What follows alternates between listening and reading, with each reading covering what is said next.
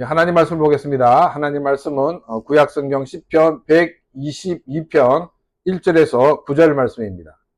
구약성경 10편 122편 1절에서 9절 말씀을 교독하도록 하겠습니다. 다윗의 시 곧 성전에 올라가는 노래. 사람이 내게 말하기를 여호와의 집에 올라가자 할 때에 내가 기뻐하였도다.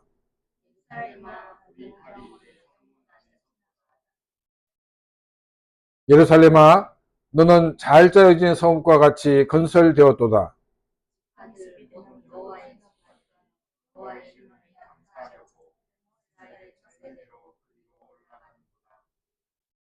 거기에 심판의 보좌를 주셨으니 곧 다윗의 집의 보좌로다.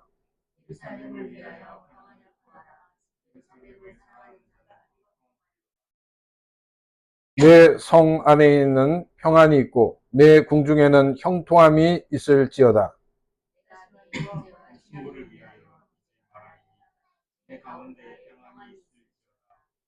같이 읽겠습니다. 여호와 우리 하나님의 집을 위하여 내가 너를 위하여 복을 구하리로다. 아멘. 우리는 누구나 마음 편히 쉴 수 있고 또 진정으로 환영받고 용납받는 그런 안식처를 갈망하며 살아가고 있습니다. 그러나 오늘날 우리가 마주하는 세상은 어떻습니까? 끊임없는 그 경쟁 속에서 사람들은 고립되어 가고 또 크고 작은 갈등과 다툼, 심지어 이 국가 간의 끔찍한 전쟁 소식까지 우리의 마음을 무겁게 짓누르고 있습니다. 참된 평안, 즉 샬롬이 그 어느 때보다 간절히 요구되는 시대를 우리는 살고 있습니다. 오늘 우리가 함께 나눌 시편 122편의 표제는 다윗의 시 곧 성전에 올라가는 노래입니다. 이스라엘 백성들은 절기가 되면 흩어져 있던 각자의 처소를 떠나서 하나님의 임재가 있는 예루살렘 성전을 향해 순례의 길을 떠났습니다. 그 고된 순례의 길을 걸으며 그들은 이 찬양을 불렀습니다. 오늘 본문 속 시편 기자의 고백은 단순히 눈에 보이는 화려한 이 건물을 향한 감탄이 아니었습니다. 그것은 치열하고 외로운 세상 속에서 상처받은 영혼이 마침내 하나님을 예배하는 공동체 품으로 돌아올 때 터져나오는 그런 벅찬 환희의 노래입니다. 오늘 이 시간 시편 기자의 발걸음을 따라 우리도 은혜의 성전으로 함께 올라가 보기를 원합니다. 그가 예루살렘 성문에 들어서면서 무엇을 보았고 무엇을 구했는지 함께 말씀을 나눌 때 우리의 예배가 회복되어지고 우리의 삶의 자리에도 참된 샬롬이 임하는 은혜의 시간이 되기를 간절히 소망합니다. 1절 말씀입니다. 다윗의 시 곧 성전에 올라가는 노래. 사람이 내게 말하기를 여호와의 집에 올라가자 할 때에 내가 기뻐하였도다. 시편 122편의 표제를 보게 되면 다윗의 시 곧 성전에 올라가는 노래라고 되어 있습니다. 이 표제는 예배의 자리로 나가는 시편 기자인 다윗의 벅찬 감격인 것을 우리에게 설명을 하고 있습니다. 이 감격의 깊이를 이해하기 위해 다윗의 삶을 잠시 돌아보겠습니다. 다윗은 이 골리앗을 물리친 전쟁의 영웅이었습니다. 그러나 사울이 죽인 자는 천천히요, 그 다윗은 만만이로다 라는 이 백성의 칭송은 사울 왕에게 이 극단적인 이 위기감을 촉발하였습니다. 당시 사울은 제사장만이 드릴 수 있는 이 제사를 자신이 직접 주관함으로써 교만의 죄를 범하였습니다. 그래서 하나님으로부터 왕권이 몰락할 것이라는 엄중한 경고를 이미 받은 상태였습니다. 왕자를 잃을지도 모른다는 깊은 두려움과 불안에 사로잡혀 있던 이 사울에게 다윗을 향한 이 백성들의 환호는 치명적이었습니다.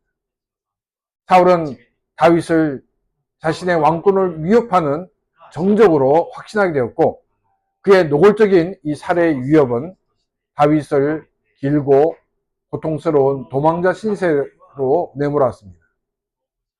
당시 다윗이 겪은 고통은 단지 이 생명의 위협에 그치지 않았습니다. 사울의 그 서슬퍼런 눈치를 보느라 같은 유다지파 사람들조차도 그를 돕지 못했고, 이는 곧 극심한 영적인 고립으로 이어졌습니다. 오랜 도망자 시절 동안 아무도 다윗에게 야훼의 집에 함께 올라가자고 말해주지를 못했습니다. 그 처절한 단절과 이 외면의 시간은 시편 120편을 기록한 다윗에게 형용할 수 없는 그와 같은 슬픔이었습니다. 그렇기에 훗날 야훼의 집에 올라가자는 공동체 일원의 제안을 들었을 때 다윗을 짓눌렀던 오랜 번민과 고독은 눈녹듯이 사라지고 그 자리는 형용할 수 없는 기쁨으로 채워졌습니다. 시편 122편은 바로 그 눈물겨운 회복과 환희의 고백인 것입니다. 다윗이 누린 이 벅찬 기쁨은 단순히 장소로서의 성전에 들어갈 수 있게 된 것 때문에 그가 기뻐한 것이 아니었습니다. 그것은 자신을 외면했던 사람들과의 오랜 단절이 깨어지고 또 믿음의 형제들과 함께 연합하여 하나님을 예배할 수 있게 된 관계 회복에서 오는 그런 기쁨이었습니다. 시편 기자의 이 절절한 고백은 성도가 홀로 신앙을 지킬 때보다 믿음의 사람들과 함께 예배하며 연합할 때 얼마나 큰 영적인 생명력과 위로를 얻게 되는지 우리에게 분명히 보여주고 있습니다. 바로 이런 이유 때문에 오늘날 우리 그리스도인에게도 공동체적인 삶은 선택이 아닌 필수인 것입니다. 성경은 아담이 홀로 있는 것이 좋지 못하여 돕는 배필인 하와를 지었다라고 기록합니다. 인간은 외로운 늑대처럼 홀로 생존하는 존재가 아니라 누군가와 함께할 때 비로소 온전해지도록 지음을 받았습니다. 세상 모든 사람에게 공동체가 필요하지만 특히 하나님을 믿는 성도에게는 단순한 모임을 넘어 영적인 성장과 성숙이 이루어지는 믿음의 공동체가 반드시 있어야 하는 것입니다.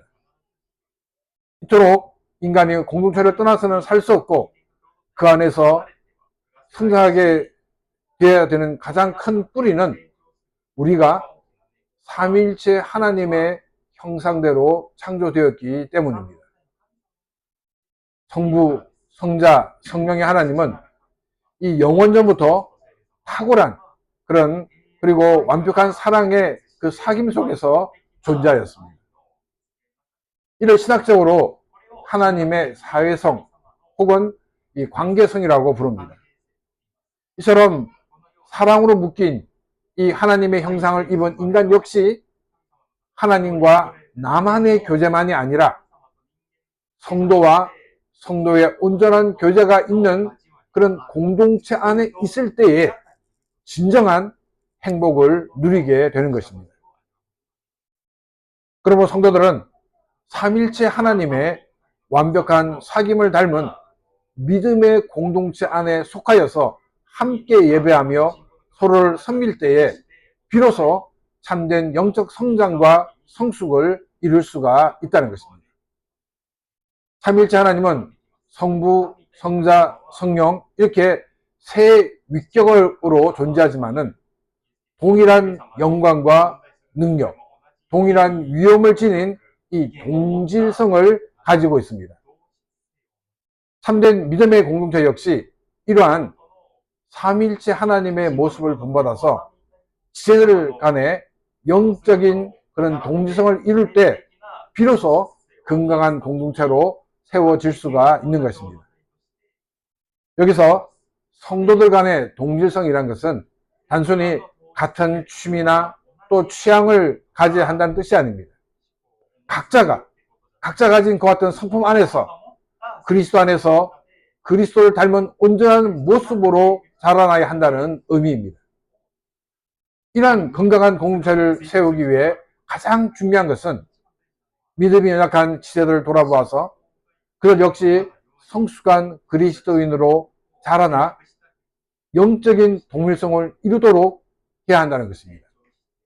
이는 공동체 안에 모든 누구나 차별 없이 동등한 영광과 기쁨을 함께 누리기 위한 것입니다. 하지만 이 과정에서 우리가 깊이 경계해야 될 태도가 있습니다. 바로 타인의 사랑과 섬김만을 일방적으로 받으려고 하는 영적 이 유아기 상태에 머무는 것입니다. 늘 받는 것만을 당연하게 여기는 이 유아기적 신앙은 공동체가 성장하고 성숙하는데 큰 걸림돌이 됩니다. 어떤 이 공동체 간에 우리 공동체는 사랑이 부족하다며 불평을 하는 사람들이 많이 있습니다. 그러나 실상은 공동체가 자신을 섬겨주지 않았어가 아닙니다. 자신이 어린아이처럼 받으려고 하기 때문에 이미 곁에 있는 풍성한 사랑을 깨닫지 못하는 경우가 훨씬 많습니다. 우리는 이러한 영적 어린아이와 같은 모습이 공동체의 건강성을 여지없이 무너뜨릴 수 있다는 사실을 무겁게 인식해야 됩니다. 더 나아가서 영적으로 자라지 못하고 유아기에 머물러 있는 것은 결국 자식이 자신에게 가장 치명적인 영적인 손실이 있다는 사실을 기억을 해야 합니다. 진정한 영적인 성숙은 누군가의 도움으로 스스로 이렇게 서는 단계를 넘어서 이제는 내가 연약한 지체를 세워주는 자리까지 나아가는 것입니다. 시편 기자가 믿음의 형제들과 함께 야훼의 집에 오르며 누렸던 그 깊은 기쁨은 바로 이처럼 서로가 서로를 책임지는 사랑의 연합이 우리 공동체 안에서 실제가 될 때 비로소 온전히 경험할 수가 있는 것입니다. 받기만 하는 영적 유아기를 벗어나 연약한 자를 돕는 자들로 서서 그리스도를 닮은 그런 공동체를 이루고 시편 기자가 누렸던 참된 회복과 예배의 기쁨을 경험하는 은혜와 복이 가득한 삶이 되시기를 바랍니다. 2절과 3절 말씀입니다. 예루살렘아 우리 발이 내 성문 안에 섰도다. 예루살렘아 너는 잘 짜여진 성과 같이 건설되었도다. 오늘 우리는 이스라엘의 역사에서 가장 찬란한 순간 중 하나인 이 다윗의 예루살렘 입성을 떠올려 봅니다. 다윗은 이 헤브론에서 유다 지파의 왕위로 7년 6개월간 다스린 뒤에 이 37세의 나이에 비로소 온 이스라엘의 왕이 되었습니다. 왕이 된 다윗이 가장 먼저 박차를 간 사업은 바로 이 정복 사업이었습니다. 그 정점에는 바로 예루살렘이 있었습니다. 당시 예루살렘은 여부수 사람들이 차지하고 있었습니다. 그것은 지형이 워낙 험난하여서 난공불락의 요새라고 불려졌습니다. 얼마나 요새가 견고했는지 이 여부수 사람들은 이 자만하에서 다윗을 비웃으며 뭐라고 얘기했냐면 눈먼 자와 다리 저는 자도 너를 물리칠 것이다 라고 조롱을 하였습니다. 하지만 다윗은 이 정면 충돌이 아닌 수로를 통한 지혜로운 이 잔입을 통해서 이 성을 점령하게 됩니다. 그리고 이 성을 다윗의 성이라고 불렀습니다. 오늘 우리가 살피는 시편 122편은 바로 이 영광스러운 정복 사업 이후에 전 이스라엘 왕이 된 다윗이 벅찬 감격으로 부르는 노래입니다. 이스라엘의 중심은 무엇이었습니까? 성막이었습니다. 그 성막의 핵심은 지성소 안에 있는 언약궤, 법궤였습니다. 바로 가나안 입성 초기에 이 법궤는 어디에 있었냐면 길갈이라는 지역에 있었습니다. 그리고 이제 그 길갈에 있던 이 성막이 실로로 옮겨졌고 또 노브로 옮겨졌고 그리고 기브온을 거치면서 이렇게 계속적으로 이렇게 여기저기 옮겨 다녔습니다. 근데 이제 이 엘리 제사장이 그 제사장을 있던 그 시대에 이스라엘은 이 블레셋과의 전투에서 승리를 위해서 이 언약궤를 전쟁터에 가지고 나가게 됩니다. 근데 그들은 전쟁에서 승리하지 못하고 이 언약궤를 블레셋에 뺏기는 그 같은 수치를 당하였습니다. 하나님의 임재를 상징하는 이 언약궤가 이방 땅 다곤 신전에 던져졌을 때 하나님께서는 친히 다곤 신상을 꺾으시고 또 그 지역에 전염병으로 이렇게 그 지역을 치셨습니다. 두려움에 떨던 이 블레셋 사람들은 결국 이 법궤를 돌려보내게 됩니다. 그래서 그 법궤는 기얏 여아림의 이 아비나답의 집에서 약 70년간 있게 됩니다. 그리고 다윗이 왕이 된 후에 가장 먼저 다윗은 이 법궤를 떠올렸습니다. 그래서 법궤를 옮기는 가운데 우사가 죽게 되고 다시금 그 법궤를 오벳 에돔의 집에 두는 우여곡절이 지났고 마침내 그 법궤가 다윗의 성으로 돌아오게 되었습니다. 오늘 본문 2절과 3절을 보게 되면 이 시편 기자는 예루살렘 성문에 발을 들여놓았을 때 감격과 그 성의 조화로움을 노래합니다. 우리 발이 내 성문 안에 섰도다. 예루살렘아 너는 잘 짜여진 성읍과 같이 건설되었도다. 여기서 우리가 주목해야 되는 것은 뭐냐면 시편 기자가 감탄한 이유는 예루살렘이 천혜의 요새였기 때문이 아닙니다. 도시계획이 현대적으로 잘 되었기 때문도 아닙니다. 이 도성에 들었을 때 밀려오는 감격의 실체는 바로 그곳에 하나님의 언약궤가 있었기 때문입니다. 도시의 조화로움도 역시 건축학적인 그런 완벽함을 말하는 것이 아닙니다. 하나님이 통치하신다는 상징인 언약궤가 그 중심에 놓였기에 비로소 온 이스라엘 지파가 하나님 안에서 하나로 연결되었다는 영적 질서를 찬양하는 것입니다. 하나님이 계시지 않는 예루살렘은 그저 험난한 돌산에 불과하였습니다. 하나님이 임재하시는 예루살렘은 온 세상의 소망이 되는 평화의 성읍이 되는 것입니다. 성도 여러분, 신앙 공동체가 모일 때 기쁨과 또 감격이 있는 이유가 무엇입니까? 세련된 건물이나 화려한 프로그램 때문입니까? 아닙니다. 우리가 모일 때 하나님이 우리와 함께 하시기 때문입니다. 비록 작고 허름한 곳에서 예배를 드릴지라도 하나님이 임재에 계시다면 그 예배 공동체는 세상 그 어느 궁전보다도 아름다운 것입니다. 교회를 교회답게 하고 크리스천을 크리스천답게 하는 본질은 오직 하나입니다. 주님이 함께 하시는가입니다. 오늘 우리 마음 중심에 하나님의 언약궤, 곧 주님의 말씀을 온전히 모시고 그 말씀에 다스림을 받는 삶이 되기를 바랍니다. 주님의 임재가 우리의 삶의 중심에 확고히 자리 잡을 때 우리 또한 시편 기자처럼 우리 발이 주의 성문 안에 섰도다라는 벅찬 감격으로 고백하게 될 것입니다.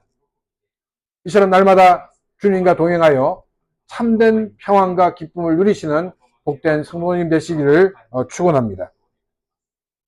4절과 5절입니다. 지파들 곧 여호와의 지파들이 여호와의 이름에 감사하려고 이스라엘 전례대로 그리로 올라가는도다. 거기에 심판의 보좌를 주셨으니 곧 다윗의 집의 보좌로다.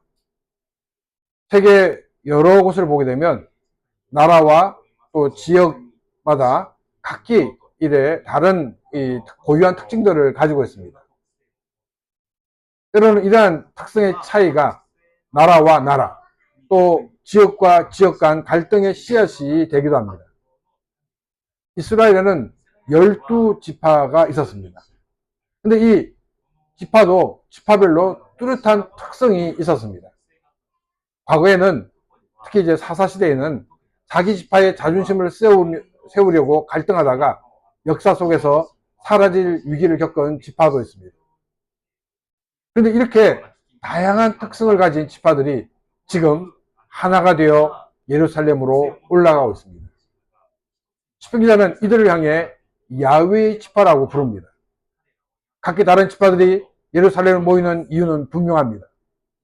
이스라엘이 하나님께 복받은 율례, 즉 모세 오경에 기록된 하나님의 말씀대로 야훼 하나님께 감사를 드리기 위함입니다. 12지파는 말씀 안에서 온전히 하나된 모습을 보여줍니다. 이들이 하나님의 말씀을 온전히 알지 못했을 때는 각 지파의 다양성을 차별이나 갈등의 이유로 삼았습니다. 그러나 하나님 말씀 안에 거하게 되자 그 다양함이 이스라엘에는 언약의 공동체를 세우는데 얼마나 아름다운 자산인지를 깨닫게 되었습니다. 마치 이 손가락을 보게 되면 크기와 모양이 모두 다르지만은 그 다른 덕분에 비로소 물건을 단단히 질 수 있는 것과 같은 이치입니다. 또한 이토록 다른 특성을 가진 이들이 하나의 믿음의 공동체로 예배의 자리로 나올 수 있는 또 다른 이유는 뭐냐면 그곳에 재판을 위한 보좌들, 곧 다윗의 집에 보좌가 놓였기 때문이다 라고 말하고 있습니다. 이것은 다윗의 통치가 하나님의 공의를 실현하는 바른 정치였음을 의미하고 있습니다.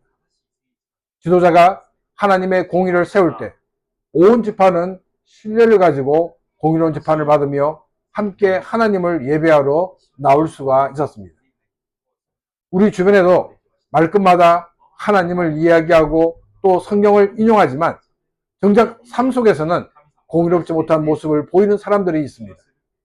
참된 신앙은 삶의 공의로 증명되기에 공의가 빠진 신앙은 아직 참된 하나님을 깊이 만나지 못한 모습일 수가 있습니다. 그러므로 우리가 이런 사람을 볼 때 상처를 받거나 또 우리가 시험에 들기보다는 그 영혼이 참된 하나님을 인격적으로 만나서 그들의 삶이 공의로운 삶으로 변화될 수 있도록 기도하는 삶이 되어야 할 것입니다. 하나님의 공의를 실현했던 다윗의 통치가 온 이스라엘을 하나님 안에서 하나가 되게 하였듯 우리의 삶도 그러해야 됩니다. 오늘 우리의 일상 속에서 하나님의 공의를 묵묵히 실천하며 살아갈 때 내가 속한 가정과 직장과 교회가 주님 안에서 하나로 묶이는 놀라운 기적을 경험하는 삶이 되시기를 축원합니다. 6절에서 9절 말씀입니다. 예루살렘을 위하여 평안을 구하라. 예루살렘을 사랑하는 자는 형통하리로다. 내 성 안에는 평안이 있고 내 궁중에는 형통함이 있을지어다. 내가 내 형제와 친구를 위하여 이제 말하리니 내 가운데에 평안이 있을지어다. 여호와 우리 하나님의 집을 위하여 내가 너를 위하여 복을 구하리로다. 우리가 읽은 이 번역 성경은 잘 이렇게 그 의미가 드러나지 않는데 이 6절과 7절의 그 히브리어 원문을 보게 되면 굉장히 청각적으로 깊은 감동을 주고 있습니다. 히브리어는 자음으로만 되어 있습니다. 그래서 이 샬롬이라는 단어가 쉰, 그리고 이제 라멕, mem이게 세 단어입니다. 근데 이제 이 세 단어, 이 세 알파벳을 보고 이게 샬롬인지 샬렘인지 사람들은 알고 있다는 것입니다. 그래서 이 세 개의 그 알파벳이 들어가 있는데 말씀을 보게 되면 구하라 라는 말이 있죠.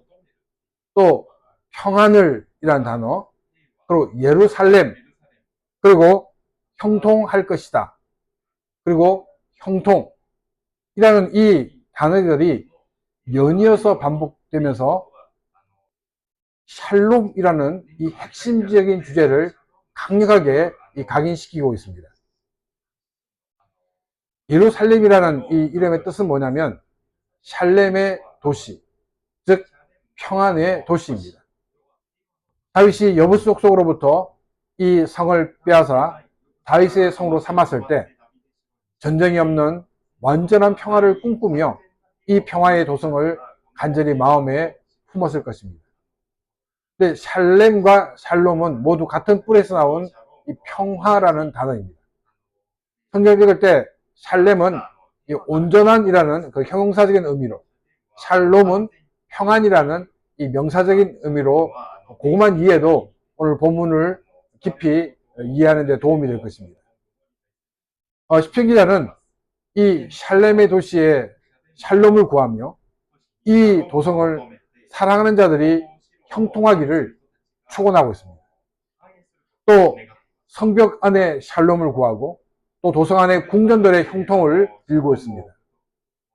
더 나아가서 자신의 형제들과 친구들을 위해서도 샬롬을 선포하고 있습니다. 그리고 구절에 이르러서는 시편 기자는 이 모든 간구의 궁극적인 목적을 밝힙니다. 바로 야훼 하나님의 집을 위하여 예루살렘의 복을 구하겠다는 다짐으로 이 시편을 마무리하고 있습니다. 만약 예루살렘에 전쟁에 있다 그러면 백성들은 하나님을 예배하러 올라갈 수 없고 또 하나님의 말씀을 온전히 따를 수도 없었을 것입니다. 따라서 예루살렘의 평안을 구하는 것은 곧 온전히 하나님을 잘 숨길 수 있는 은혜를 내려달라고 간절히 기도하는 것입니다. 인생의 참된 샬롬은 오직 하나님과 함께할 때 주어집니다. 하나님이 빠진 샬롬은 언제 깨질지 모르는 위장된 평화입니다. 불안할 긴장의 연속일 뿐입니다. 또 다윗은 시편 23편에서 내가 사망의 음침한 골짜기로 다닐지라도 해를 두려워하지 않을 것은 주께서 나와 함께 하심이라고 고백을 했습니다. 진정한 샬롬은 이 환경의 평안함이 아니라 주님의 임재에서 비롯됨을 믿으시기 바랍니다. 지금 중동 지역의 사람들은 참혹한 생사의 기로에 놓여 있습니다. 반면 전쟁터와 멀리 떨어진 곳에서 사는 사람들은 당장 원유 가격 폭등으로 인해 자신들의 경제와 일상에 타격을 입을까 염려를 하고 있습니다. 우리는 이 극명한 현실 속에서 십자가의 마음을 품고 그 피 흘려지는 그 땅에 하나님 주시는 참된 샬롬이 임하도록 간절히 기도해야 할 것입니다. 무력과 탐욕으로 얼룩진 전쟁이 속히 그치고 역사의 주관자이신 하나님께서 직접 개입해 주시기를 함께 기도하시기 바랍니다. 우리는 이미 코로나 팬데믹을 지나면서 평범한 일상이 결코 거저 주어지는 것이 아님을 뼈저리게 배웠습니다. 지금 우리가 누리는 이 얄팍한 평안 역시 하나님께서 붙들고 지켜주지 않으면 언제든지 한순간에 무너져 내릴 수 있다는 사실을 다시금 깨닫고 있습니다. 과거 1, 2차 세계대전의 참상 이후에 많은 사람들은 우리 인간의 깊은 죄악성을 망각하고 살고 있는지도 모릅니다. 그러나 오늘날 다시금 드러나는 인간의 잔인함과 이기심을 목도하면서 이를 단순히 절망이나 두려움으로 끝내서는 안 될 것입니다. 도리어 우리의 교만을 회개하고 역사의 유일한 소망이신 하나님 앞으로 전심으로 나아가 영적인 각성하는 것 같은 기회가 되어야 할 것입니다. 우리 오늘 시편 기자의 순례길을 동행하며 참된 예배와 공동체 그리고 평화의 의미를 되새겨 보았습니다. 시편 기자는 기나긴 도망자와 소외의 터널을 지나서 마침내 믿음의 형제들과 함께 하나님의 집에 오르는 기쁨을 회복하였습니다. 그가 바로 본 예루살렘의 진정한 아름다움은 난공불락의 성벽에 있지 않았습니다. 오직 그 중심에 하나님의 임재를 상징하는 언약궤가 있고 하나님의 말씀과 공의가 실현되고 있었기 때문입니다. 그리고 마침내 시편 기자는 자신이 누린 이 은혜에 머무르지 않고 하나님의 집과 믿음의 공동체를 향하여 입술을 열어 참된 평화, 샬롬을 선포하고 강구했습니다. 오늘 우리는 어떤 자리에 서 있습니까? 혹시 영적인 어린아이 같은 여전히 남이 나를 섬겨주기만 바라고 내 삶의 안위만을 구하며 위장된 평화 속에서 안지하고 있지는 않습니까? 지금 우리가 살아가는 세상은 인간의 탐욕이 빚어낸 전쟁과 다툼으로 신음하고 있습니다. 당연한 줄 알았던 일상의 평안이 하나님의 붙드심 없이는 한순간에 무너질 수 있음을 우리는 철저히 깨닫고 있습니다. 그렇게 지금은 우리가 영적인 잠에서 깨어나 기도해야 할 때입니다. 시편 기자가 예루살렘의 평안을 구했던 무력과 갈등으로 피흘리는 열방을 위해, 분열된 이 땅의 사회를 위해서, 그리고 우리가 속한 교회와 가정을 위해 참된 샬롬을 구해야 할 것입니다. 참된 샬롬은 오직 평강의 왕이신 주님께서 우리와 함께 하실 때만 주어집니다. 우리 교회가 화려한 건물이 아니라 주님의 임재로 가득한 아름다운 교회가 되기를 소망합니다. 우리가 먼저 연약한 자를 돕는 성숙한 예배자로 서서 하나님의 공의를 삶으로 살아낼 때 우리의 기도와 헌신을 통해서 이 땅 가운데 하나님의 참된 샬롬이 강물처럼 흘러가게 될 줄을 믿습니다. 이 놀라운 평화의 도구로 귀하게 쓰임받는 저와 여러분들의 삶이 되시기를 주님의 이름으로 축원합니다. 이 시간 오늘 주신 말씀을 생각하며 같이 기도드리겠습니다.